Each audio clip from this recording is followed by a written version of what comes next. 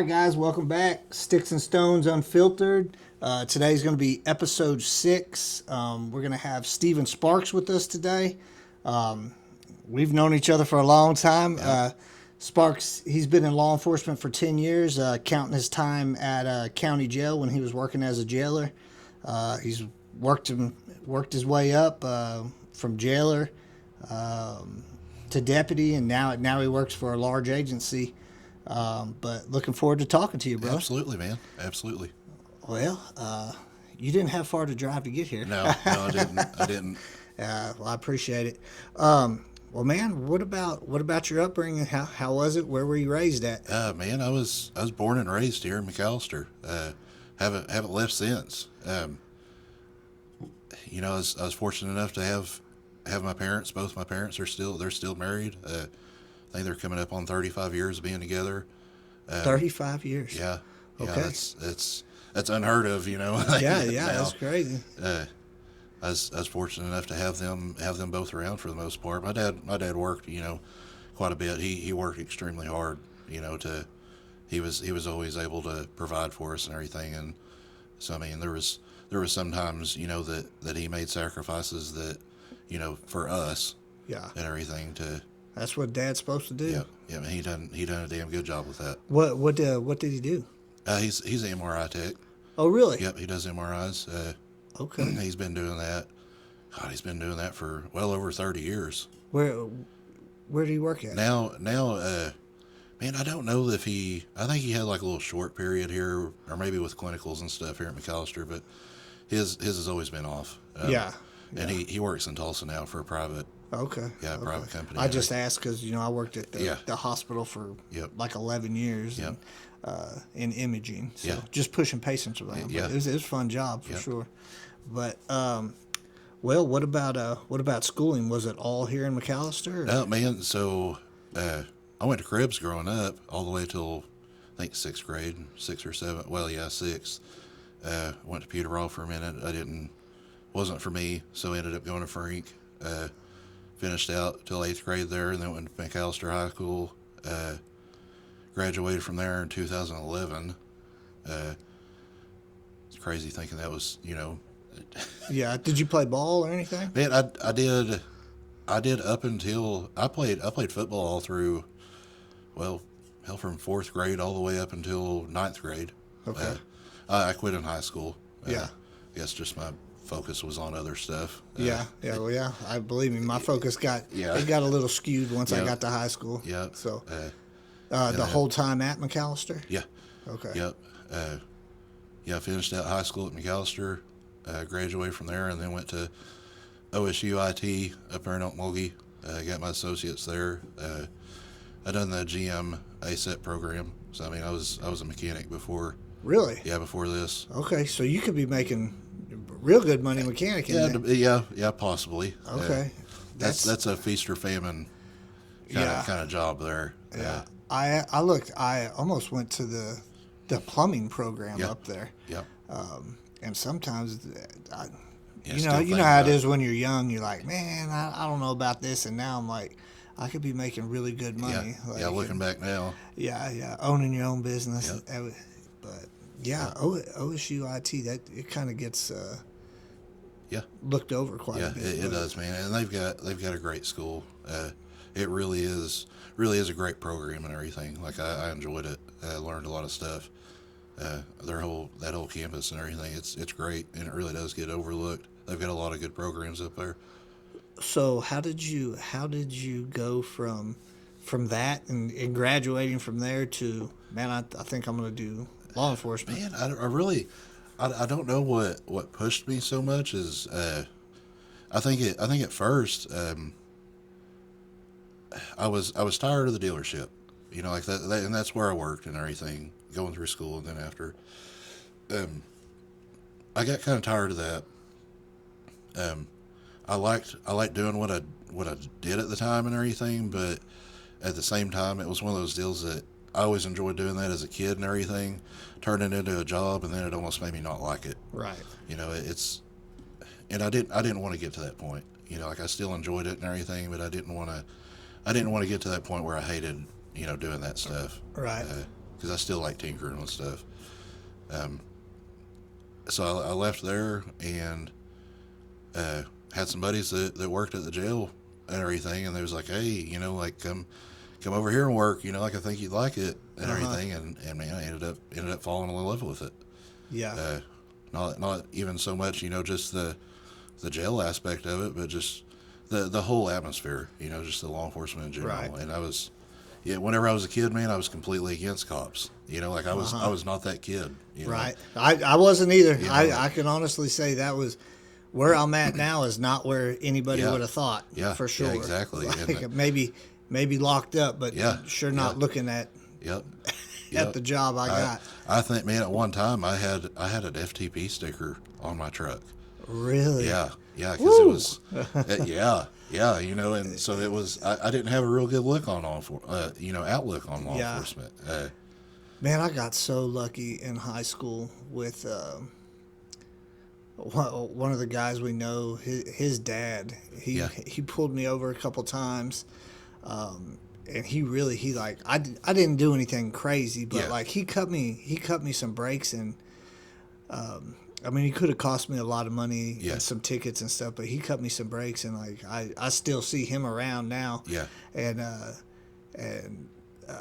I shake his hand when I see him, because I'm like, man, I appreciate what you did for me back in the day. That definitely helped me too, and I did. Like I had this really bad outlook and everything, and I got to be around a lot of them and everything. The circumstances back then, I got to be around a lot of them, and it kind of showed me that hey, these guys are just people too. They're just doing a job. Mm-hmm. It showed me that cool side of it, and that humane side of it and everything. And then that kind of just, I don't know, it gave me a different outlook on it, and it kind of pulled me into it even further. What was your first day at the jail like? What was that like for you? Oh man, back then county used to be completely different. It's changed a lot now, and not saying anything bad about it at all, but it was a lot different. Right. We were, man, if we went, because I think back then we was doing like 3 on 3 off. If we went a 3-day stretch and we didn't have multiple fights and everything, or we was having to get into it with people and everything else, and it was weird. Like it was, we got to look in that next rotation and we're like, hey, like something's wrong. Like something's. If it went more than 3 shifts and nothing happened, you're kind of like, what's going on? Why are they being quiet in the back? Is this the calm before the storm? Right, right. Were your buddies on the same shift? Did they like take you under their wing? Yeah, he definitely did. And I've been friends with him forever since probably the beginning of high school. So I mean, we went all through high school. We was really good friends through high school and everything. And he was in it. I had other buddies that were getting into it and everything. Starting their career and stuff. And we just kind of all got to talking about it and stuff like that. And we all kind of got into it at the same time. Yeah. Different places, but different agencies. Yeah, different agencies and stuff. But man, we just kind of took off with it. Are they all still in the system? Man, some of them are, and some of them aren't. I've got a couple that still are. But yeah, for the most part, I would say like half of them, are still doing it and everything, and they've just. I mean, I will say that all my buddies that are still in it and everything, they've went exceptionally well with their careers. Like they really have. They haven't just stayed. It hasn't been one of those stagnant things. They've actually went further and further with their careers, and I'm really happy for them on that. I think every law enforcement guy we've had in so far has spent time as a jailer. That's where they started. Yeah, and it seems like that builds a pretty good base versus coming straight out of school and straight to the streets. It definitely. I will say, I don't necessarily think that it should be a requirement for every officer to spend time in the jail, but I definitely think that it helps tremendously. It's one of those deals that it really helped me with my communication. With my communication, my de-escalation, and my just being able to talk to people. Right. You know, because that jail, you know, like we get all kinds of that. I say we, you know, like they get all kinds of every walk of life in there. Right. It's You know, still we. Once you're there, yeah, you're yeah, always there somewhere. yeah, But like I think it helps guys a lot too, like with the de-escalation and yeah, stuff, because when you're on the street and when you're on the street and you know that you have backup that's at least on the way, yeah, it's kind of a little different than when you're on a pod with 30 dudes. yep, And backup might be in the same building, but it yeah, may be a bit, yep, so I do think it does help, like, for learning how to speak to people yeah, and read them too. Because absolutely, yeah, reading people, if you don't learn that pretty quick in the system, you don't last very long yep. in the system. Yep, and it's definitely something that helped me read people. It helped me, you know, watch body language. It helped, you know, because I could be in the tower and stuff watching people, and I could think, you know, hey, something's fixing to go down, you know, or this person's doing this or this person's doing that, and being able to read that body language and stuff, that's a huge factor. That's when I started reading hands a Yeah, lot. I was yeah, like very conscious about what's in your hand, yep, and do I see any bulges yeah, around your hip? yep, Like yep, and I still to this day I'm checking people's hands yeah, when they walk in the yep. room Always or anything. watching and stuff. It's yeah. Yeah. So They definitely it definitely helped me out a lot, and it even helped build my confidence up. You know, like I haven't always been. I have no problem talking to people now. You know, and talking to anybody, any random person. Before I wasn't like that. You know, like I just kind of kept myself. I wasn't quiet or anything like that. But you had to know me. You know, like I wasn't outgoing or anything like that. right, not a social butterfly. Yeah, Yeah. yeah, and it's even, you know, even now it's not so much that I am. It's just that I don't have a problem with doing it. Right. You know, it doesn't make me nervous now and stuff to talk to people.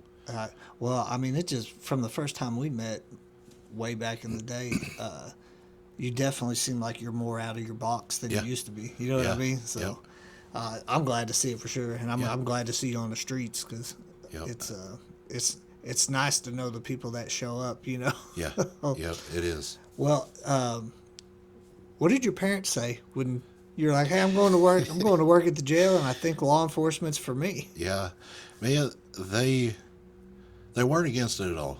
They weren't. They've always been the parents that anything I want to do or anything like that, they're going to back me 110%. If I told them I wanted to go out and do paintings, you know, and try to make money on it, they'd be all for it, you know, and they'd help Right. me out any way they could. So I got a lot of support from them, and that really did help. It's still, I would say now that they're more worried more than ever, you know, like they're just not paranoid or anything, but they're definitely more, you know, every time I see my parents now, you know, they know I'm going to work. Hey, be careful. You Yeah. know, like that's just how they are. Yeah, You know, the environment's a little bit different than it Yeah. was back in the day too. And I mean, and by back in the day, I mean like 5 years ago, 10 Yeah. years ago. Like Yeah. the environment's a little different. Not that it's ever been a safe career, Yeah. but Yeah. it seems like there's definitely a lot of stupid people out there right now doing crazy stuff. Did you see I think it was last week or maybe 2 weeks ago, the IMSA and Tulsa fire, they responded to a lady that had been shot, and when they were there, they got ambushed. Yes, and they ended up getting yeah. TPD went ahead and took care of some business. Yeah, Yeah, It's crazy, man. You Yeah. know, like it's crazy that before, you know, like you wouldn't have to think about EMS or anything, or even fire. You know, like you wouldn't have to worry about that. Yeah. You know, like that's not something that even crossed your mind that, you know, that oh God, we might get shot too. You know, Yeah. like that's just not something that. And now you have to worry about that. Yeah. You know, like you have to be prepared for it. I think that's too, like, as far as from the EMS and fire side, that's when you learn your law enforcement officers that you're working for. Yep. At the agency I was at on the fire side, like, I knew when certain officers showed up, I was like, hey, I can just pay attention to the patient now. Yeah. I don't have to. Yeah. I don't really have to pay too much attention to situational awareness because I know Yeah, they're watching my back. Yeah. You know if anything goes sideways, they're going to handle business. Yeah. Yeah, that's You definitely had that's, your favorites. Yes, yeah, and that's nice to have, man. Yeah, that's. I feel like now we have a really good relationship with, with fire EMS. Like of course we still all give each other hell and everything. Well, but we got to. Yeah, you have to. Yeah, you have to. If I'm not talking shit to you, I don't like you. Exactly. If I'm quiet around you, there's probably a problem. Yeah. Yep. So, Yep. but so you decided you went to the jail. Mom and Dad were cool with it. Yeah. Lucky enough to work with some friends. Yeah. How did you end up with the cleat certification for the state? So man, I ended up. I worked in the jail. Trying to think of the timeline. Roughly 5 to 6 years, I would say. And I did everything in the jail at one point. I was a jailer, worked the kitchen for a while, was a sergeant for a while over a shift and everything, and then just finally got the opportunity to, hey, while I was in the jail, I ended up going to the Reserve Academy. Okay. They put one on. County did. Was able to go through that while I was still working and everything to get my reserve certification. Right. That helped me out a lot. Got that done, and then the opportunity came up to where, they was sending somebody to Cleat and stuff, and I just had to do the Bridge Academy. Oh, okay. So I didn't have to. It was a good opportunity because I didn't have to do the full Cleat. Right, you'd already had so much training. Yep, I just had to do the Bridge. Did you Academy. ride out quite a bit as a reserve? Yeah, I did every once in a while whenever I could. That was kind of one of those deals that after I had my shifts and everything, I didn't want a whole lot to do with it after my shift or on my days off. Right. You're working your 40, and Yeah, then you, yeah. yeah. I mean, that's understandable too. Yeah. Did that free you up with that certification to do like transports or anything? Yeah, it freed me up to help out with stuff like that. And then I ended up, while I was reserve certified and everything, I ended up getting out to be like the paper server for county. Okay. Done all that, subpoenas, protective orders, all that stuff, and done that for a while and everything while I was waiting to go to the Bridge Academy, and then ended up going to the Bridge Academy and stuff, and got all that, got cleat certified and everything, came back, was there for just a little bit longer, and then got a really good opportunity to go somewhere else, and I took it. Yeah, that's to your current agency. Yes, yeah, and that's where I'm still at. Yeah, I'm coming up on 3 years being with them. Really. Yeah, and it's crazy to think of the timeline. It doesn't seem like it's 3 years, but yeah. Yeah, it's crazy to think of the timeline on it, but time flies when you're having fun. It does. It does. So, your current agency, they're pretty big on training, right? Yeah, they are. We definitely. I haven't, especially if we have shift coverage and everything. And even if we don't, they're really good about working around it. But I haven't seen anybody get denied for training. Yeah. Like hey, we can't do that right now or anything like that. Yeah. It's really just you set your own limits. They're really good about, hey, you want to go to this, we'll figure out a way to get you to it. And that was always like a super attractive thing to me about agencies, like to work for ones that were pro training. Yeah. Like, Absolutely. If you could get somewhere that was all about training, like that's the place to be for sure. Yep. And they're definitely about it. Even if you can't, go to that particular class and everything, and say there's some kind of, schedule conflict or something like that, they have no problem with, hey, let's get the next one lined up. Yeah. Like they have no problem with us going to training. That's cool. That's cool. And they provide a lot of training too, just within the department. Right. We do a lot of stuff. So we talked, I don't know, like when I was talking about firing up the podcast, and you'd mentioned, like, I asked you if you would come on, and you're like, yeah, man, I'd come on. Yeah, I'd like to come on and talk about some of the mental health issues in the law enforcement, and some of the stuff. I mean, so what do you got on that? I mean, I'll just pick your brain on it. And so the mental health stigma in law enforcement is a huge issue that I think that we have. And it's not any specific department. It's not any specific area. I think that it's an issue that we have across the nation. There are some great organizations that help with that and everything, but there's still that stigma of if you ask for help or if you need help or if you have PTSD, there's just that huge stigma around it of you're weak, or you're unfit to do the job, or you have personal reasons for it or something like that. And that's I am trying to break that stigma down. I definitely think you're right. Like if someone gets the diagnosis of PTSD, I mean, it's almost like they're ostracized sometimes, you know. And even within your own department or your buddies, and stuff. It's at a point now where people feel bad about talking about it. People feel bad about asking for help and stuff, and that's not how it should be. And I mean that's on us to fix that. Right. And there can't be embarrassment. No, there can't. And but that's a big part of us as men in general. Even not in law enforcement, we 9 times out of 10 we've been brought up to, we're the protectors. We're the strong ones. We're the everybody goes to. We're supposed to have our stuff together. And that's true to an extent and everything, but we still handle our own stuff and we still handle our terrible calls and even life outside of law enforcement and everything. I mean, that's bad shit happens to people, right? And that's what you get that combination too from work life and regular life. I mean, regular life's pretty darn hard sometimes, and then you combine it with you're going to other people's worst days, and it's going to overflow sooner or later. Yeah. And that's, man, and that's the deal right there. That everything overflows and you get to that point where, you blow up, you have a meltdown, and that's when you're at the point where something has to happen. And we're trying to fix it to where we get to it before that.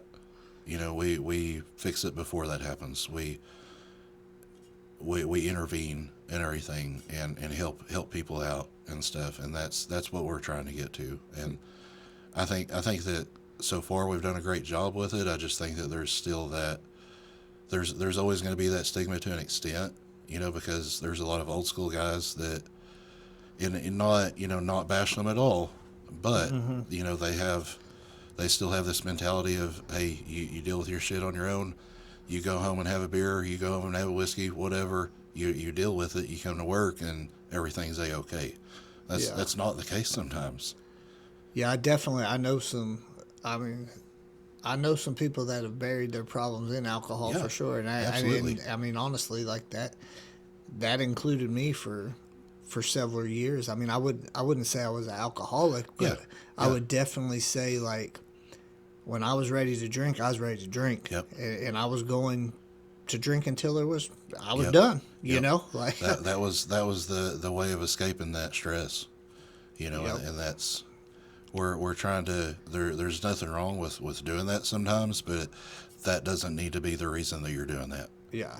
That doesn't need to be the sole purpose of, hey, I need to get drunk at night, so I can get some sleep or so I can deal with these issues that I'm having. That's the wrong way of dealing with stuff. Yeah, I switched from it to socially. Yeah. And now the older I am, I barely drink at all. But I socially, when I was with other people that I worked with, and then it's cool when you're with your friends and that you work with, and you're having some beers and having a good time talking and everything. But it's not so cool when you're at home and you're reliving those bad memories that you had, And I definitely went through a period where I was not in a good place. Yeah. You know what I mean? Like, I'm glad I got through it. You know. So. Yeah, and that's man, we're trying to break that down to where, people don't have a problem coming to us and talking to us before it gets to that point, because we don't want to see anybody go down that road. I've been down that road myself. Like I've been down that.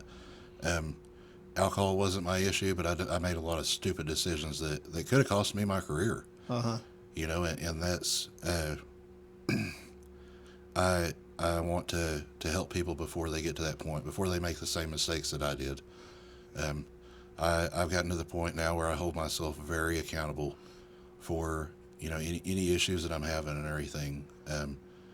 And there's nothing wrong with people, that struggle with that and everything, but we want to be able to get to that point where they are, to where they can say, hey, I'm having a hard time with this, like I need some help. Yeah. And if we can't get them help, or if we can't talk to them, and help things out, then we have the resources to do it.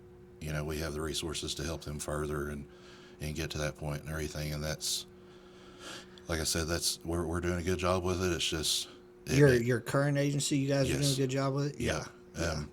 I remember back in the day, like that you could,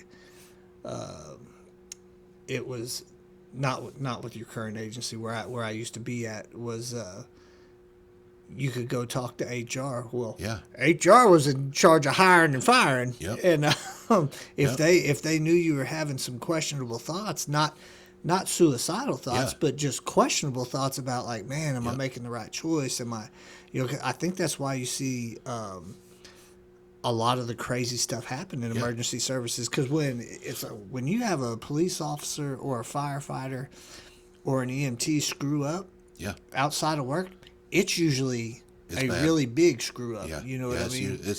It's usually not little issues. Hey, and him and his wife got into it. No, it's Yeah. it's bad. Yeah. And that's what we're trying to break down. I can't tell you how many times, and I hated it for the guys that were retired and didn't reach out for the help, because there was several times that agencies would be responding to guys that were retired from that Yeah.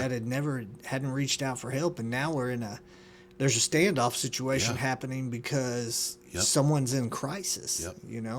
Yep. And it's I want everybody out there to know, me. If you got my number, and you reach out and call me Yeah. before you do anything crazy. Like, Yeah, I'm absolutely. there. Absolutely.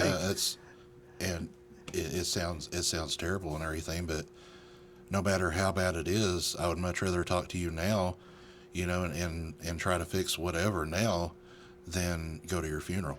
Yeah. You Yeah. know, and that's bad. It's terrible to think about and everything, but it's true. Yeah. I mean, let's talk about it now. I'd rather talk to you late at night Yeah, than exactly. carry you. Exactly. You know what I don't care what my phone is always on. I don't care at all. Anybody that knows me, anybody that doesn't know me, even if you know of me, and sometimes that does help. Like especially with the peer support stuff that helps not knowing somebody. You don't feel like you're going to be criticized and stuff. So what is the peer support stuff? So that, man, I'm going to backtrack just a little bit. Okay. And what kind of got me into it, because I want to, I don't know, I want to tell my story on it. Do it. I want to, so I got all night, brother. Yeah. I got all night. So really, man, what led me into it was I went through a really, really rough bad patch. Mm-hmm. And I won't necessarily, go into the specifics of it and everything, but I was handling issues the wrong way. And it was literally one of those deals that I just needed an escape, a little break from reality, and I was handling things the way that I shouldn't have. Uh-huh. But what led up to it, I while I was going through CLEAT, my grandma had Alzheimer's. Uh-huh.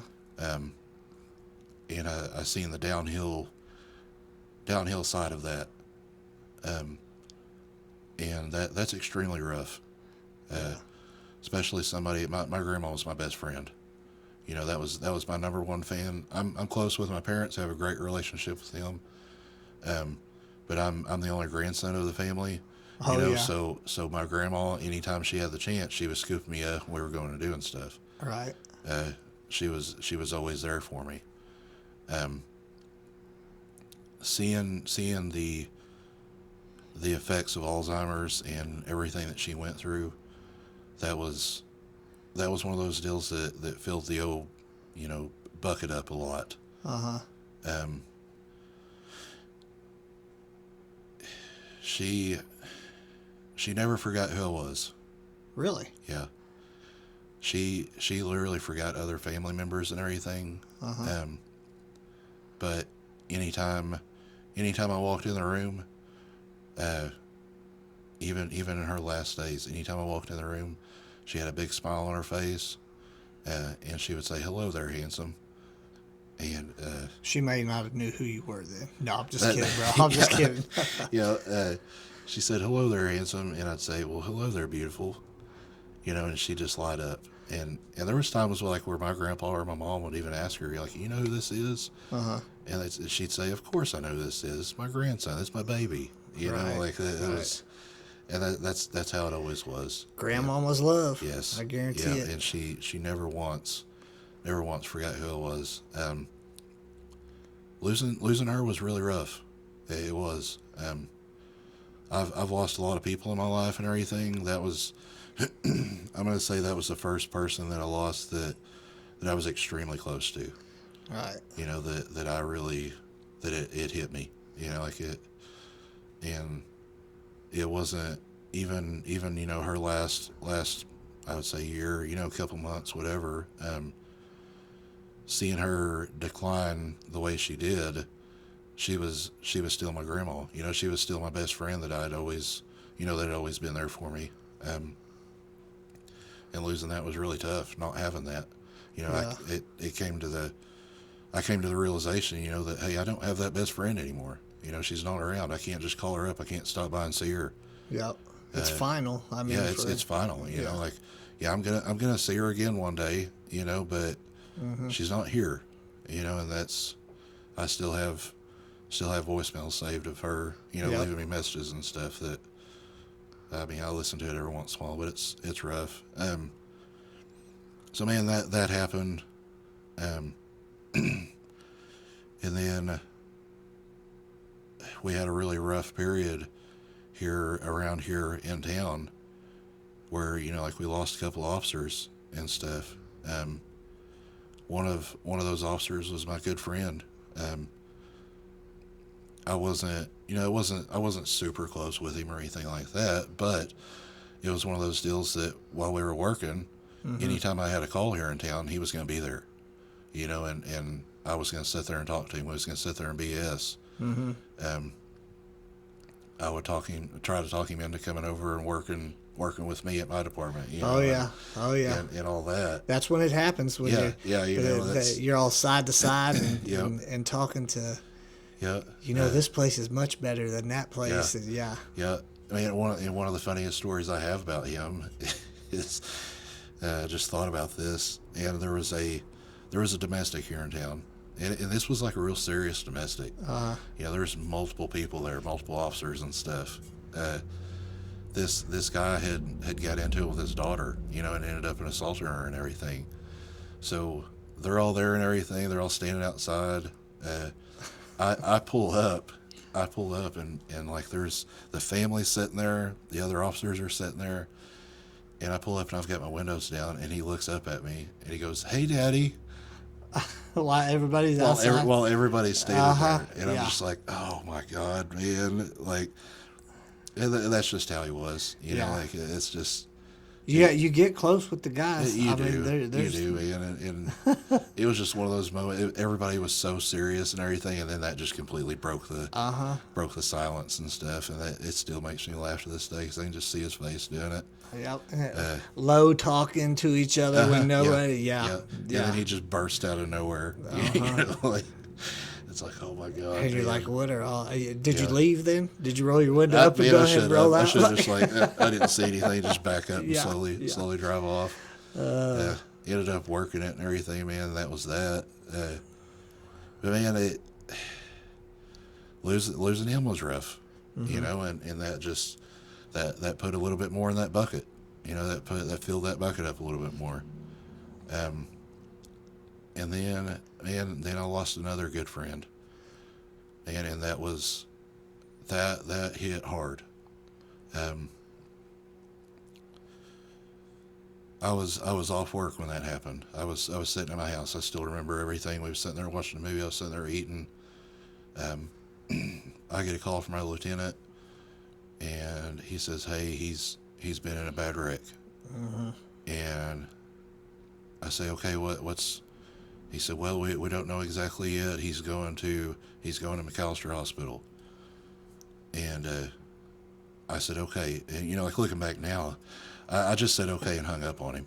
I didn't even say anything else. I just said okay, and then I hopped on my bike and flew up there to the ER. Man, and whenever I flew up there, he hadn't even got there yet. So I was kind of standing around there in the bay, and I know everybody that works at the ER too, just from work and stuff. Standing there around, kind of like what's going on, and finally the ambulance pulls up, and they, it's just me and his brother standing there, but then the whole process starts, they take him in there, everybody's standing around, we've got somebody from every agency. Multiple people from each agency. Everybody that knew him, what was standing up there at the hospital. He was a great dude. He was a damn good man. dude. That was. That's, man. I can still remember when they called it. Yeah. That's, I to this day, I can still remember when they called it. I remember him with. I was going through my phone and had he was one of the only police officers that showed up for a swiftwater rescue class. Yeah. And we all rode from McAllister up to Gore every day for the class, and yeah. He's a damn good dude, man. Yeah. He was always a great time, man. Yeah. He really was. Like that's. I really do miss him, man. He was one of those ones that like I worked evening shift at the time, and he worked night shift. So just almost every night, I talked to him the night before it happened. That's what hit me even harder, But every night we would sit there and BS. Like I was getting off, he was coming on. He'd ask me, like, "Hey, what happened tonight? Anything good? Blah blah blah," and just sit there and BS. He would post up for the very end of his shift. It was on my way to one of the fire stations. Yeah. And I always like to get to work a little early. Yeah. And I would see him posted up, and I'd pull up and talk to him. Yeah, it didn't matter what it was. He always had a good story to tell. So there's always something going on. Yeah. It was so. He was a damn good dude, man. A lot of people miss him for sure. Yeah, I definitely do, and everything after that, that whole process, a law enforcement funeral is huge. Is regardless of where it's at or anything like that, what department, a law enforcement funeral is huge deal. And that entire process leading up to that and everything, all the stuff that goes along with it, it just, it really put a lot of stuff into perspective for me. That, hey, we don't know what's going to happen tomorrow. Like we really don't. And this could happen to any one of us. We never thought that it would be him. Like that was the last person you'd ever think that, like, hey, something's going to happen to him. Yeah. We never think anything's going to happen to none of us. Yeah, you know what I mean? Like, yeah. Of course, the older I get, the more I'm like, it might be me. But it's only because my body at this point's falling apart, But I don't know. It's crazy. Yeah, it's crazy to think about. It really is, and the fact that he's not here anymore. That really, that was a big part of. I don't know, a big part of filling that bucket up, and then I mean, it seemed like it just happened, bam, bam, bam. But not long after that, my grandpa, which which I was also really close with, he got out of nowhere, got diagnosed with stage 4 liver cancer. Man, the dude never drank in his life. Like he didn't drink. He didn't, like you wouldn't think he was one of those guys that if you've seen him, you could never guess his age, because he was always active. He was always doing something. He was in great shape up until the day that he died. And man, just that coming out of nowhere, and just like, oh, holy cow, and dealing with all that, that was just another nail in the coffin. That was another, filling that bucket up a little bit more, and losing him was tough. And then in between all that, the bad calls, it's always the kids. It's always the calls with kids. That's what always. It never bugged me with someone my own age. No. I mean, even when I was younger, like, I first got into everything, like, it didn't bug me with people my own age, but the youngsters. Yeah. And luckily, there's not that many of them. Yeah. You know what I mean? Yeah. Like, they're far and few between, but boy, they hit hard as hell when it hits. Yeah, they do. I think it's just because the innocence, and they're not tarnished by the world. Mm-hmm. They're not these crackheads. I don't know how else to put it. They're not these shitty people that we deal with every day. And not saying that we don't have those calls where we deal with this great person that passed away, or something happened, or this wreck, or something like that. But a lot more of it, we deal with the bad people.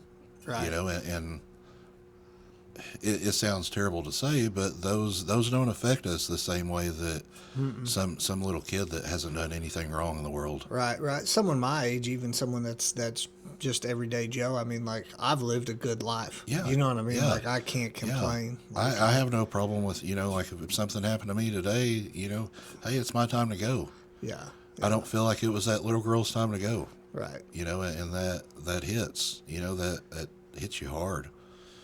And that, dealing with all of that and just everything combined, it led me down a path where, at the time when all this happened and everything, I definitely didn't know how to deal with stuff. So I dealt with it the wrong way. I made some really stupid choices that, like I said, almost cost me my career. Almost cost me, my wife and everything. Like almost cost me everything. Yeah. Almost completely destroyed my life just because I was self-sabotaging, and not dealing with things the way that I should, the healthy way. Yeah. And that's kind of what led me into. I'm gonna definitely say right now that if it wasn't for my wife, and all of the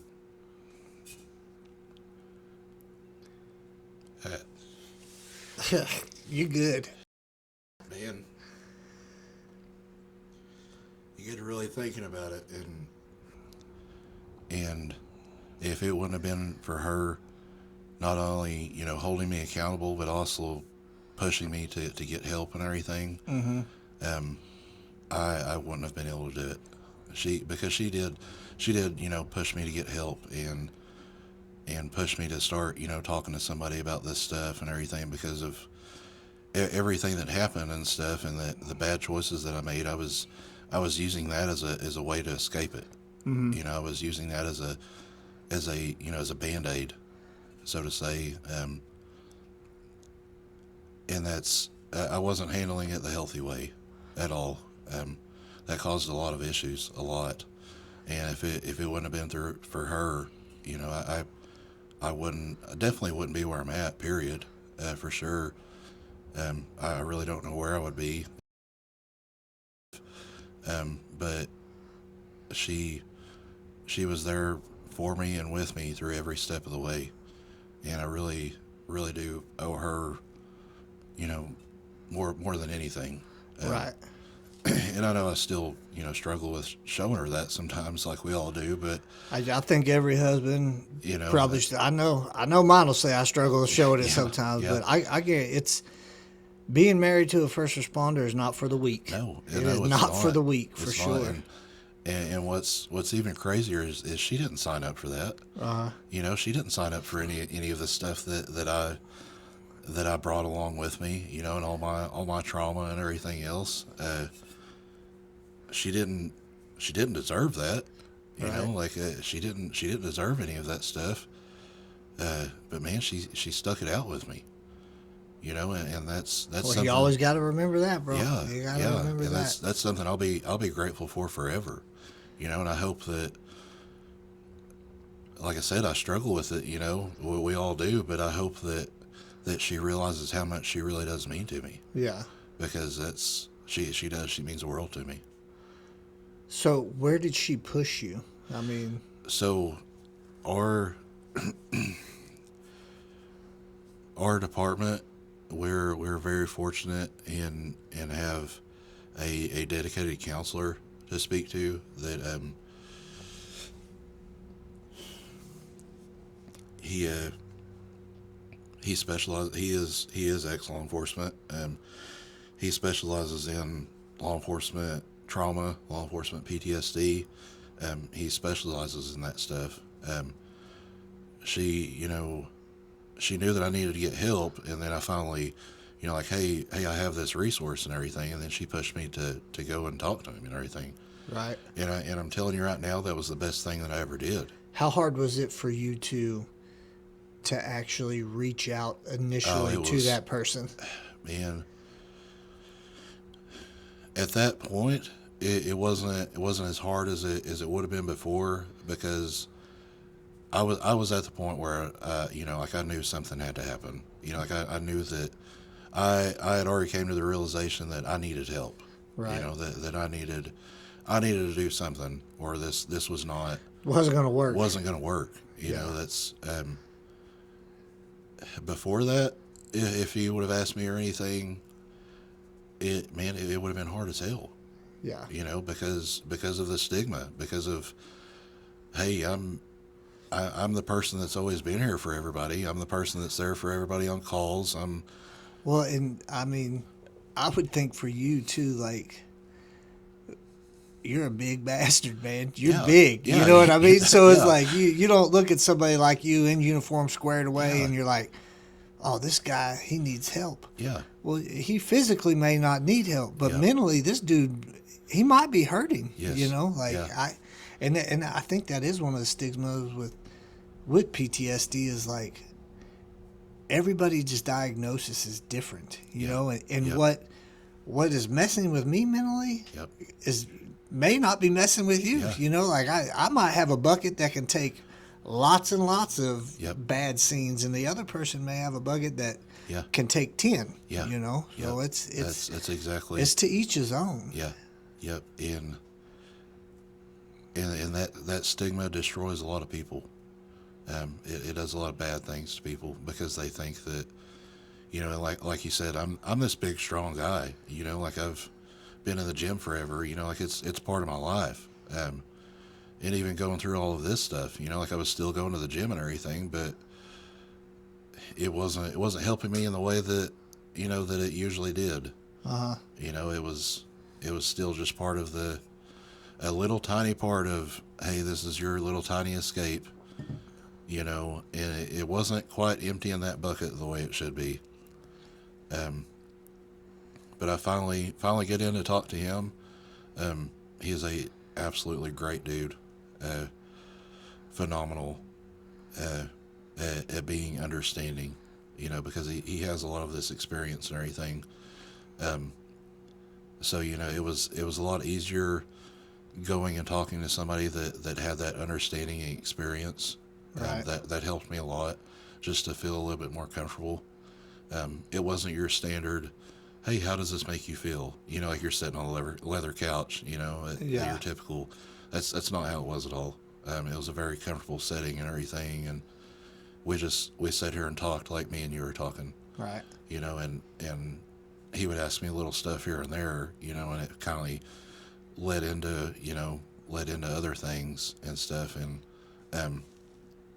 we ended up, I don't know that we did it the first time that I went and talked to him, but I know for sure the second time, we done the EMDR therapy. I've heard about that from another Yes. friend. I forgot what the exact abbreviation is for it, but it's bilateral stimulation of your brain. He used a light, like it was a big light bar, and it had a little light that went across it. And basically, you follow it with your eyes, or you have that bilateral stimulation in your brain. And what it does is it forces your brain to process these events and stuff that are bothering you. It forces you to deal with them. And the way it goes, is you do that for a minute. He asks you, about what's going on, what's bothering you and everything. You get that stimulation going, and it forces your brain to process that. And then whenever you stop, that's when you talk about it. That's when you dive into it a little bit deeper, and you dive into it to where, you're getting this stuff out, you're venting it out, you're putting it out there, and then you do it again, and you see that little bit of relief. It had gotten to the point where, like I was having anxiety attacks, and I was having panic attacks and stuff. Luckily, it didn't. I never had a bad one or anything while I was at work. Yeah. But there were times at the house where, like it's almost like I would just freeze up. I would freeze up. I would be thinking about stuff and everything, and it would just boil up in my brain to the point where it just shut me down. Like my brain was in survival mode. And going through that EMDR and everything and forcing my brain to process that stuff, that helped me out tremendously. Yeah.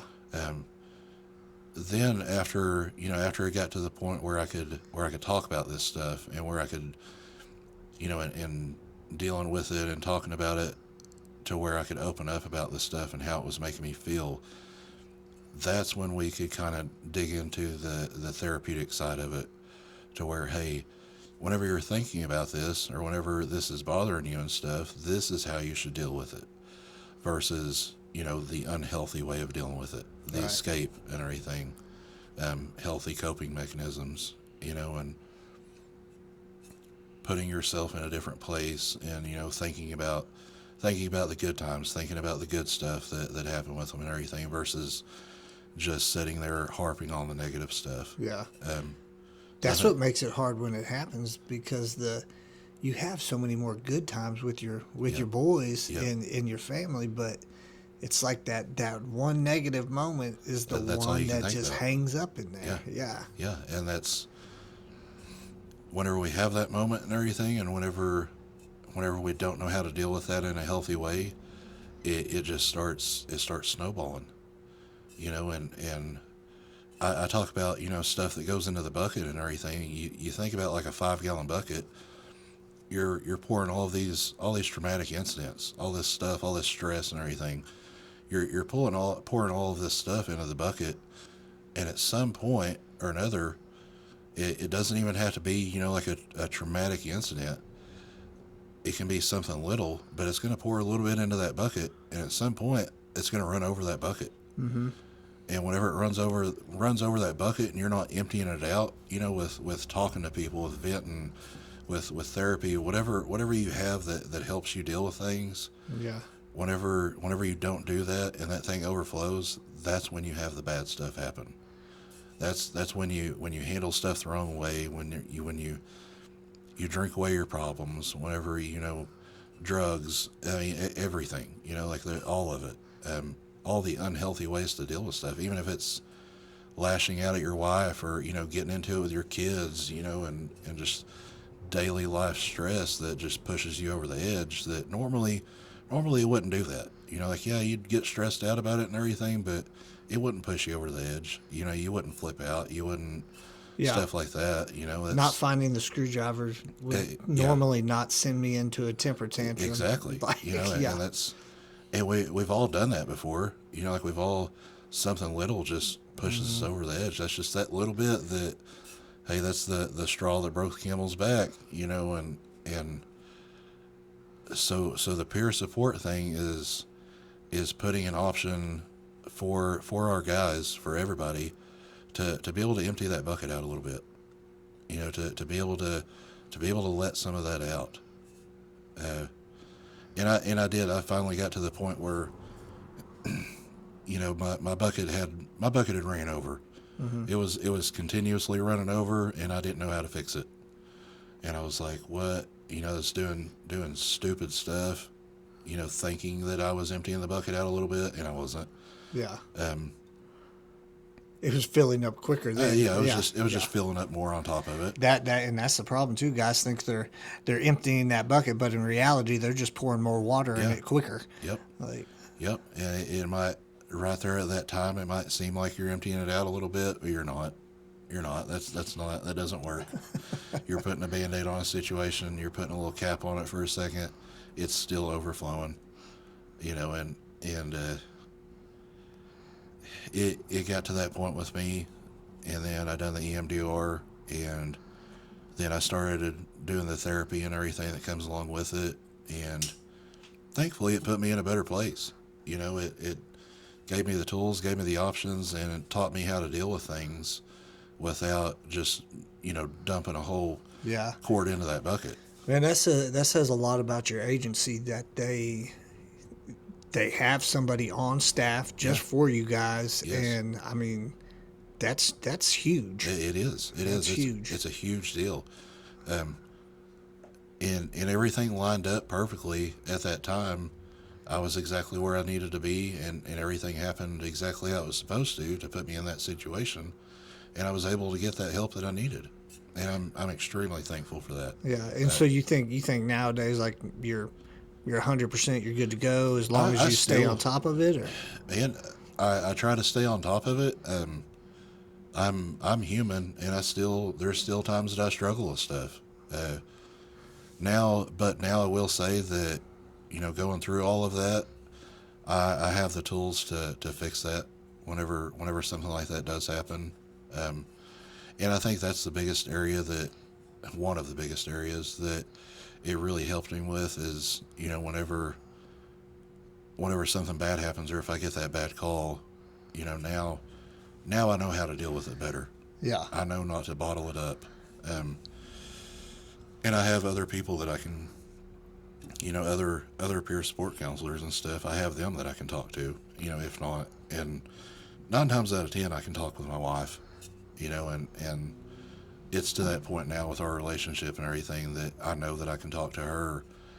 And most of the time, I would say 90% of the time, that's enough. Uh-huh. Being able to vent to her and talk to her and everything, and it that gets me through it. That helps me more than anything. We sit there and talk about it. She's a very conscious person when it comes to the psychology behind it and everything.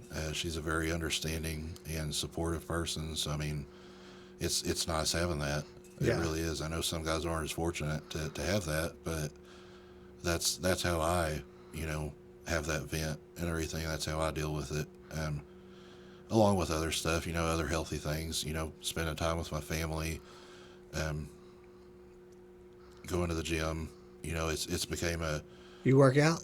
just a little bit. Oh, okay. Every once in a while. I couldn't tell. Damn, this guy doesn't eat at all. Yeah. For those of you listening on Spotify, this dude is big. So yeah, so it's, man, that has came back to the point where that helps me out a lot. And now me and her go to the gym together, and it's awesome. Like that's awesome for both of us.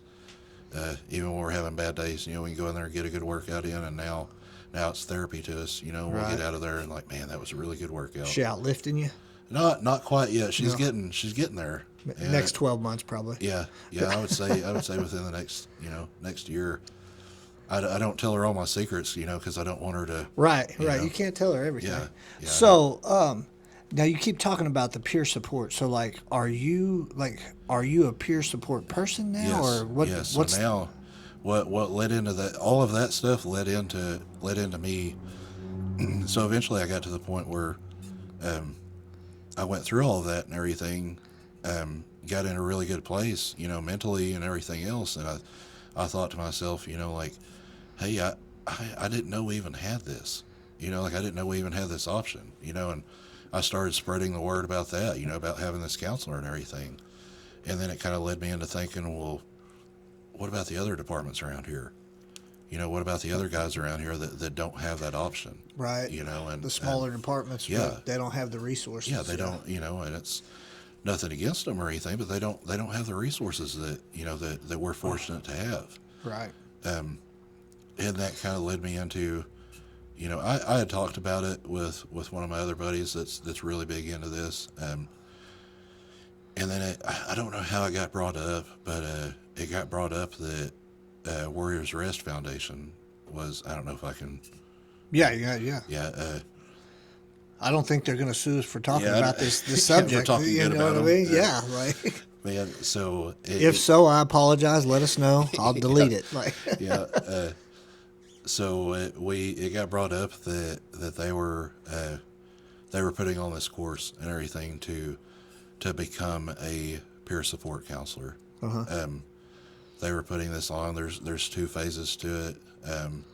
It's a really, I would honestly strongly suggest, even if somebody doesn't want to be a peer support counselor, to at least go through that first phase. It's not what a lot of people think. It's not, you're not sitting there just watching some boring PowerPoint, and they're sitting there talking about, oh, how does this make you feel? This is what you can do.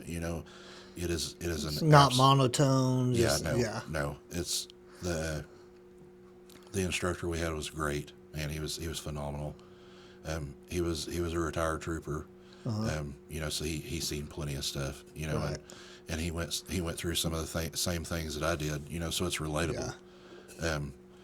And they go through a lot of stuff in how to deal with these stresses and stuff with life, and then you tack law enforcement onto it, and that's just even more. It amplifies everything, and they go through and and teach you how to deal with it, and the healthy coping mechanisms, and identifying PTSD, and and all the things that come along with it, that stress us out and that trouble us every day. They break that down into a way that you can help yourself with it, even if you don't feel like talking to a peer support counselor or anything. They break everything down in a way that you can deal with it yourself if you wanted to. And then the phase 2 part of it is basically just putting all of that together that you learned in phase 1, and being able to apply that to help other people with it. Phase 2 is great. It's one of those deals though that if you're not wanting to be a peer support counselor and everything, phase 1 will do you wonders. Right. But phase 2 is phenomenal. So in the phase 2, like, are they teaching you like how to get guys connected with resources? Yes. Or yeah. Yes. So they're and they're teaching us how to diagnose this stuff. Not so much from a medical standpoint, of course, but just seeing things that are going on, recognizing stuff, and being able to identify when, hey, somebody's kind of slipping up, or something's not right. We need to go and talk to them. Well, I think anybody that's been in law enforcement or fire, EMS, like, I think if anybody's been in it for a certain amount of time, they've known that one buddy that started slipping. Yep. Yep. And if they really were your buddy, I hope you talked to them. Yeah. I know there was a couple guys we pulled to the side and we're like, hey, bro, what's going on, man? Yeah. Like, what's in? Work life might be fine, but no matter what people say, the home life spills over. Yep. And it's vice versa. We do a real good job when we're trying to hide it from our family when we're new to the career. Yep. But my wife, if I come home and I'm grumpy, Yeah. she pretty good at picking up on the fact I'm grumpy, Yeah. and I need to tell her, and, Yeah. and let her know, like, hey, this is what happened, and this is kind of why I'm like that. And a lot of times, you do that, and Yep. 9 times out of 10, it fixes things. Whenever you're able to talk to them about it and stuff, and that most of the time that fixes stuff. Even if it takes a little bit more action to it, most of the time that will solve 90% of the problems. yeah, It's not going to necessarily fix all the work stress and everything else, but with talking to them, that gives them an understanding of why it's going on, why you're acting the way you are. And there's nothing wrong with how we react to stuff, how it affects us and everything. There's nothing wrong with that. It's just the way we deal with it. yeah. And being able to deal with it in a healthy way, and not lash out and everything else. Right. Just talk to them about it. I guarantee you, like, the problem is probably bigger than anybody wants to actually admit. We were sitting around. I was sitting with some guys the other day at a lunch table, and one of the guys was like, "Man, do you think I got PTSD?" And I was like, I mean, bro, you've been in the game longer than me. I'm sure you've seen a lot more than me, but like maybe you can handle more, you know, like, and there's different degrees, like, absolutely. and just because somebody has some PTSD doesn't mean they can't still work. Yeah. I mean, like, and what's just a tidbit for me that I can handle with, venting to somebody else might be overloaded. And the guy that had asked me that, like, I don't really think he has any bad coping mechanisms. I think he's got a pretty high tolerance for the bullshit, So, and that's part of it too, man. That we all react to it differently, and what might overflow your bucket, somebody's putting at the very bottom of theirs. Yeah. And it doesn't affect them. It doesn't even. I think some people just got holes in the bottom of their bucket too. There's just some people built not to be affected, maybe. Yes. I really think there is. I think those are few and far between. Yeah. Because I think that's just because of how we mask stuff and how we hide it. I don't know of a single person that I can think of that doesn't, and people are going to hate to hear it and everything. Everybody I know, they've got a touch of PTSD. They have to. I don't think that you can be in this job, whether it be law enforcement, fire, EMS, any of the first responder type stuff, even dispatch. I don't think that you can do this job and not have a touch of it. I mean, I'll agree with you. I mean, I wouldn't disagree with you. I said it in one of the recent podcasts. I mean, like, when you're a first responder, you see so much bad shit. Yeah.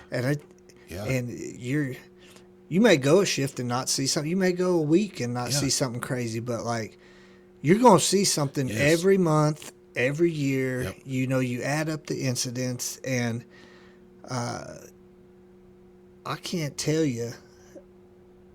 I cannot tell you how many bodies I've seen, I've touched, I've recovered. The average person, I don't know. What's the average? They may see a spouse or a close family member that's recently passed away. Yep. But your average person is not going to see 100 dead people, 100 fresh dead people too. I'm not talking about going to a funeral and all that. I mean, like, the average person is not going to see 100 dead people in their lifetime, much less in a 5-year span to 2-year span. I mean, because sometimes it's crazy. It comes like a wave. It's shift after shift, sometimes multiple people in a shift. And that's what's crazy. You catch a bad accident or something, hell, you got a whole car full, maybe 2 cars full. Yeah, exactly. And God knows when they get in an accident, it ain't clean. No. I mean, it's never a good picture. Yeah. Like, it's never, like you said, it's never just, somebody fell asleep, and didn't wake up. Yeah. It's not like that. It's never. Well, the looky-loos, like a highway accident, everybody driving by, they're rubbernecking, breaking that neck to look over there and see what they could see. And, hell, they might see a leg or a foot or something sticking out from beneath a sheet. Well, guess who put the sheet on that person? Yeah. Guess who done CPR on them? Guess who pronounced them dead? Yeah, and I got towards the end of my fire career, I got to where if it was called, and they had already called it, I wouldn't even go over there. Yeah. I would just go do plenty of other stuff to do out there. When I first started, I wanted to see everything. Yep. Like a dumbass. Yep. At the end of my career, I was like, they already got it sheeted up. There ain't no reason for me to go over there and check it out. That's I heard something really. And I can't remember if it was on Facebook or where it was, but it was an old school cop talking to a rookie, and he said, Don't go out and collect PTSD tokens that you're going to cash in later. Yep. He said that if you don't have to see this stuff and everything, I know there's that twisted fascination with it. I think it's when you're new. It is. It is. That's there's that twisted fascination with it and seeing it and everything else. That stuff, whether you believe it or not, adds up. It sticks with you. It sticks with you. You can't see somebody mangled up in a wreck on the side of the road and it not just be burned into your brain. Yeah. And whether you want to admit it or not, and it's like you may not think of it for years. Yeah. And it's going to come back. And then when you see it, when it's brought up in conversation, it's like you're still standing there. Yep. There's definitely some crazy shit that you see, and it just affects us all different, And I know you've dealt with it before. Going to these decomp calls and stuff, or these fire calls. You might handle it perfectly fine and everything on the scene. It might be not even think that it affects you at all. Then, you're a week, a month, even years down the road, and you see something, hear something, or smell something, especially. The smell. The smell is what is. Smell. Yeah, that's the worst part of all of it, honestly. That triggers it, and that brings that memory up. Well, anytime I'm in the woods and I smell that fresh. Yep. Someone's rocking out outside. Yep. Sounds like they stopped at the stop sign at least. That's. But, anytime you're out in the woods, and you smell the dead raccoon or a dead possum or something, death smells like death. Yes, death has a smell to it. Unfortunately, some people might think different, but to me, a dead pig in the woods smells the same as a dead person in the house. It's very similar. So that's what. When you smell that, and that's one of those triggers. That brings back. Even if you dealt with it and everything else, and it might not even bother you then, but I promise you're going to think about it. Yeah, bro. I applied for a job with the Oklahoma Medical Examiner's Office, and I went for the first interview. High security place too. You go up there. Have you been up there? Yep. Yeah, you get in the front lobby and you feel like you're like at FBI headquarters or they something. They buzz you in and everything. Yeah. So I made it through the first interview. Went upstairs. The real nice lady running it. She was kind of running me through how it would go and like this is where you would be. I was like, all right, cool. 100% on it. They pay good. Yeah. But they have to pay good to keep those people. Yeah, absolutely. So I come home. I get an email a couple days later. Hey, you've been selected for the second interview. So I go up there for the second interview. I'm like, shit, I got this in a bag, you know? And they're like, well, this is the hands-on portion of the interview. So they told me what to, dress comfortable so you can move around. So I go up there and then we do a mock scene where they've got a mannequin on a bed and you have to demonstrate to them that you could get a mannequin in a body bag. And I'm like, well, hell, I got that. I'm an expert at this shit. Watch this. I get them in a bag, no problem. You look around the scene, see what's there, and I find pictures. They had little pictures instead of like but little pictures of drugs and other things. Like, what would you do with this? Well, I'd point this out to law enforcement so they could do this, and photos. And they're like, okay, well, you ready to go down to the cooler? I'm like, hell yeah, let's go to the cooler, man. Like, well, shit, I was not ready. Yeah. We took the elevator down, and as soon as we got to the elevator, it's like a car's backed in their hearse. Yeah. They're unloading a body, and I'm like, okay, well, and there's a smell. Yeah. But it was a tad different than the wooded or the fresh in-house. Yeah. And they opened the door was huge. It was like a garage door, and it opened, and I walked through this thing, and it hits me. It's definitely ripeness. I mean, there's some ripe people in there for sure. And they've got tables, but everybody's in bags. It's not like you see in a movie where there's just like a ton of dead bodies on steel tables. But they are on steel tables, but they're in body bags. And I'm like, well, this is interesting. But I was expecting that, you know. So I go over to another table, and it looks like pebbles are all over this table. Yeah. Well, it is somebody that had been homicide, and someone decided they were going to burn the body, and so they're sifting through gravel and actually getting the bones out of this on the table. And I'm thinking to myself, I could still do this. This ain't that bad. It's not that bad.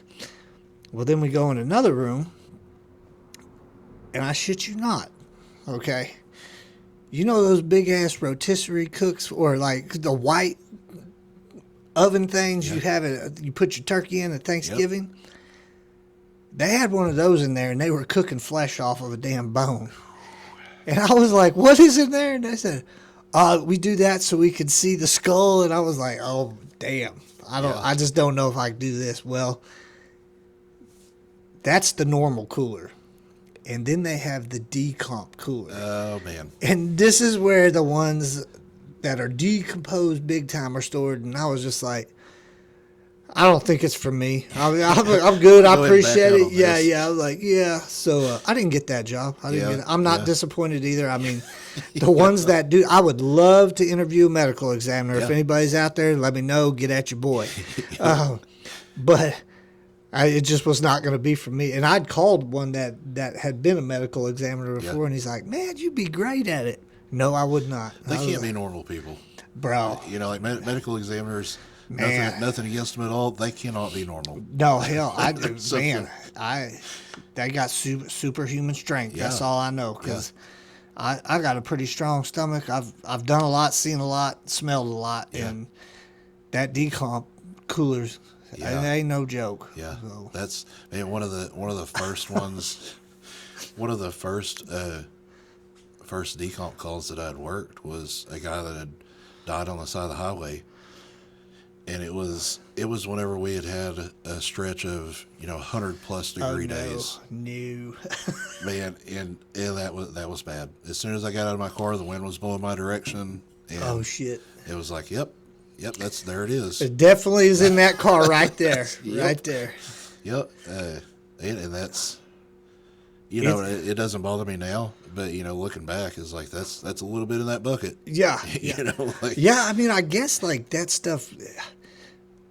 I guess it did go in my bucket. Yeah, but it was definitely like those seem to not affect and I mean it's not.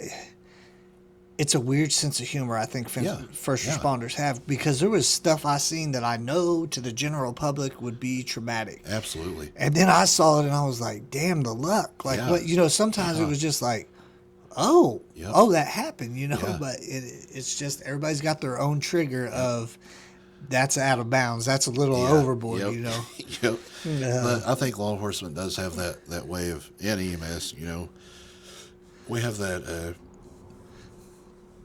twisted coping mechanism, that, hey, if we're not sitting there joking about it, or if we're not sitting there, kind of laughing and talking about other stuff, it is going to bother us. Yeah. Like if we're not doing this, then it's either this or we ball it up and we flip out. Yeah.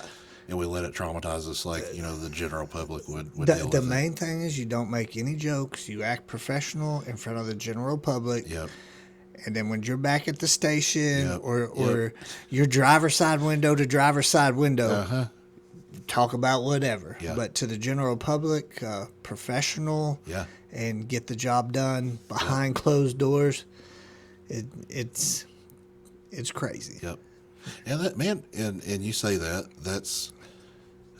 right there is a little piece of dealing with stuff in a healthy way. Mm-hmm. We door up with somebody, we go back to the station and talk to them and everything. We don't realize it at the time and everything, but you're sitting there venting to one of your people, and to go back to it just a little bit, that's they're not trained in it and everything else, but that's peer support right there. Yeah. Being able to talk to your brother or sister or whatever, Mm-hmm. being able to talk to them and get that out and vent some of it and everything, that helps. Yeah. It's I would agree 100%. Like, I've talked through more stuff at the kitchen table Yep. than anything. And I think that's where law enforcement, they're kind of behind the eight ball on that deal, because you guys are, nobody around here double rides. No, I mean, no. it just doesn't happen, you No. know. Even in the big cities in Oklahoma, I don't know anybody that double I don't- rides, yeah, I don't unless know. you're FTOing. yeah. But like on EMS, like, you've always got someone in that rig with you that Yep. you can bullshit about it with. On the fire side, you've always got at least one person with you. You get back to the kitchen table, hell, if you're lucky, you got 4 or 5 with Yeah. you. Oh, Yeah. Yep. And that I definitely agree. Law enforcement is behind on that aspect of it with everywhere. You see a lot of us doored up and everything and stuff. That's the closest we get. yeah, Besides being at the station and being able to, and that's if you're lucky enough where you've got other people on your shift. yeah, There's times where, like I've been the only one out on my shift. yeah. There's and that makes it just a little bit harder, for other people and everything. Well, and when you guys get back to the station or the office, a lot of times it's a lot of paperwork. Yep. You got to fill out your paperwork. Yep. I'm lucky with where I work and the shift I work as far as the LE side. Like, the guys cut up with me pretty Yeah. good, and I'm super lucky with the job I have, because the guys do cut up with me. And I always feel like the rookie, like I'm always getting picked on, but then Yeah. like I also feel like the super old man too. Yeah. Yeah. But I enjoy it for sure. Yeah. Well, brother, what I want to know off this subject, Yeah. what is the best thing about law enforcement for you? We've talked about what happens after you see Yeah. all the shitty things. Yeah. And if it was all bad all the time, nobody would do it. So, I mean, what is the best thing about law enforcement for you? There's a lot of great things to me that comes along with it. I think one of the best things about it though is just being able to be put in a position to help people. Mm-hmm. I know that sounds cliche and everything, but I got into it to help people. I don't think it's cliche. I mean, like, because you do have the opportunity. You cover a lot of territory, Yeah. and I mean, like, you get to see a lot of people, and you see people that are actually in need. Yep. So. Yep. And that's, and and I'm not even like I would say super religious person, but I am, and every day before I go to work, I say a little prayer to myself. Hey, put me in a position to make a difference. Mm-hmm. I'm nothing but a vessel. I'm nothing but a tool. Even whether it be another officer, whether it be the general public, whether it be somebody on a call, put me in a position to make a difference. Yeah. It could be something positive. It could be taking a bad guy off the street. It could be getting dope off the street. It could be something like that. I love doing that stuff too. Uh-huh. But my purpose is to help people. I take the whole stereotype of protect and serve. Mm-hmm. I take that literal. Yeah. I want to help people. Public servant. I'm not here. I'm not here just to go out there and write tickets and take bad guys to jail and stuff like that. I'm here to help people.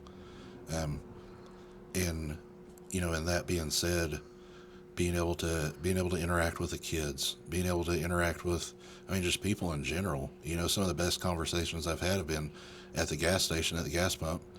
Somebody pull up next to me and they spark off a conversation, and it Right. just leads into a whole ordeal. We're sitting there talking for 30 minutes in between calls. Right. I love that. I absolutely love that. Being able to talk to people, being able to interact with them and everything, and even kind of help destroying this image of cops being robots.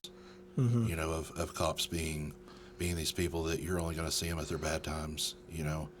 That's another deal that I want to destroy. That stigma and that image of, hey, these guys are just out here to get us. Yeah. Because I used to have that image. Like I used to have that image of, hey, these guys are just out here to make money and write me tickets. Every time I get my truck out, like I was a little hellion. I was too, bro. When I saw an officer, I was like, "Oh shit!" Yeah, here we go. Because they were usually behind me with the lights on. Yep, And I was like, yep. "Oh god!" Yep. And I knew, I was like, "Up, here we go. Here's another ticket." Yep. Or here's, man. And once I got to know them and everything, that was different. And I want to. They're just people. Yeah. I mean, law Yeah. enforcement is like everybody. It's crazy because back in the day when I was young, when I was 19, being Yeah. an idiot, Yeah. and there was a small distaste for law enforcement Yeah. because they were the ones that were handing down the discipline Yep. when I'm speeding, when I'm doing everything. But it was crazy because at the same time, I always had all these guys on a pedestal, Yeah.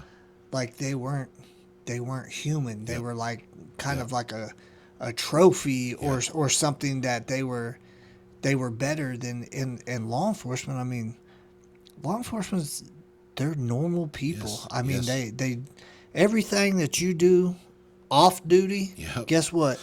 That officer probably does the same thing. Yeah. And if he doesn't, I guarantee his partner Yep. does the same thing. Yep. Just every law enforcement officer. I don't care if you're a state trooper or Yep. you're a 2 police officer town. Yeah.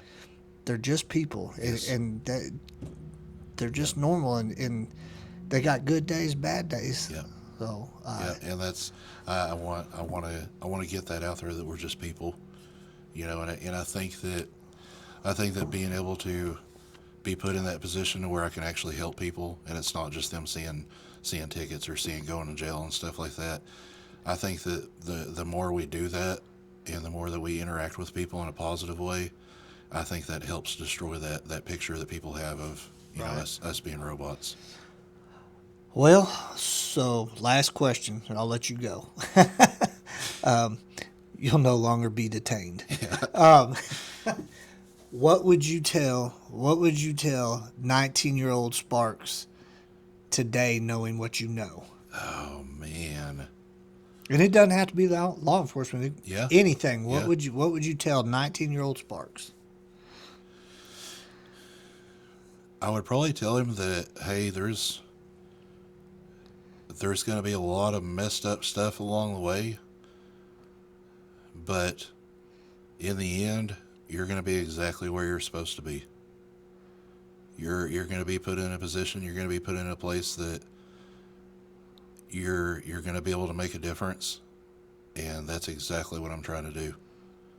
I like it. That's exactly that's my goal.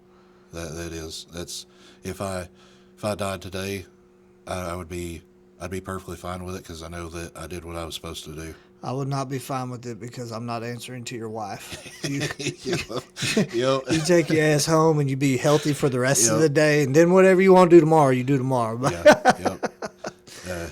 That's my end goal, is to make a difference. It really is. That's regardless of what happens along the way. That's my goal, is to make the biggest impact that I possibly can on as many people as I can. man, you know what's crazy is like the last 4 dudes that I've had in here have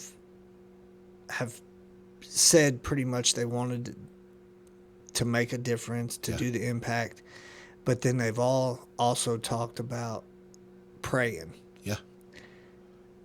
And I just think it's pretty crazy. Everybody has at some point in their story said, I prayed about it, and I pray before shift, or Yeah. So I think that also says something about the people working. Yeah. I mean, at least in rural Oklahoma, Yeah. man. Like We all have to have some kind of faith. Yeah. You know, whether you can have whatever religion or beliefs that you have and everything, but we all have to have something to hold on to. Yeah. You know, some kind of faith, some kind of belief that, hey, there's a bigger picture than us, and that's what it really is. You know, is, hey, there's a bigger picture than us. We're not just it's not just us here. It's not just us and them here. There's a whole world out there, and why not make the world a better place? Yeah, Why we're all not connected. try to? We're connected one way or another. Yeah. I mean, and it doesn't matter where you're at. We're still connected some way. Yeah, whether you do or not, who knows? But why not try to make the world a better place? Right. You have the opportunity to. When you're in this kind of work and everything, you have a little bit more of an opportunity versus the general public and everything. So why not run with it? Yeah. You know, why not try to be that person there that people look up to, or people know they can count on, or you know, why not do that? Yeah. I love it, man. I love it because I mean, the other option of that is, man, you get scabs in emergency services. Yep. Sometimes Yep. dudes, and it happens. dudes ain't trying to do stuff, but I think if we have more people like you trying to make a difference, like we're gonna go somewhere. Yeah. You know. Yeah. Well, brother, anything else you want to cover? Man, nothing I can think of that I haven't already covered. I would kind of just like to reiterate that, you know, peer support is out there. You know, like help is out there. How do they get a hold of you for? And If they got your number, they got your I was number. going to say, if they got my number, that I'm sure. Man, I'm not hard to find, especially around here. It's not hard to find at least somebody that knows me. But I mean, anybody's more than welcome to hit me up on Facebook, text me. You can even call our dispatch and tell them that you need to talk to me. Anything. Yeah. Anything. There's plenty of resources to be able to get a hold of me, and I have absolutely no problem picking up the phone and talking to somebody, or driving to them and talking to them in person. I love being able to do that. That's my goal is to help as many people as I can, and I want people to know that that's out there. You know, you're not weak. There's nothing wrong with you for needing help. Nothing wrong. Yeah. Yeah. I'll definitely do my best to spread the word too, brother. Yeah. I didn't know until today. I really didn't know what you were doing. Yeah. Like Yeah. I knew you was on patrol, and I see Yeah. you. You know. Yeah. Yeah. We're gonna try to take off completely with it, and I mean, I know I am. I don't know about anybody else, but I know I am, Yeah. and I'm gonna try to blast this into as big as I can, and that is my goal, is to make this as big as possible and destroy that stigma. Yeah, it'll be good to get you back in here and then see where you're at. You Yeah. know, like Yeah. I'm looking forward to that for sure. Yeah. Well, guys, appreciate you. Sticks and Stones Unfiltered, episode 6. Is that what I said? Yeah, I think so. Episode 6. So we're rocking along. Like, subscribe, comment. If you guys want to get a hold of Sparks, and shoot us a message on Facebook, and I'll do what I can if you can't get a hold of them directly. Anyways, take it easy.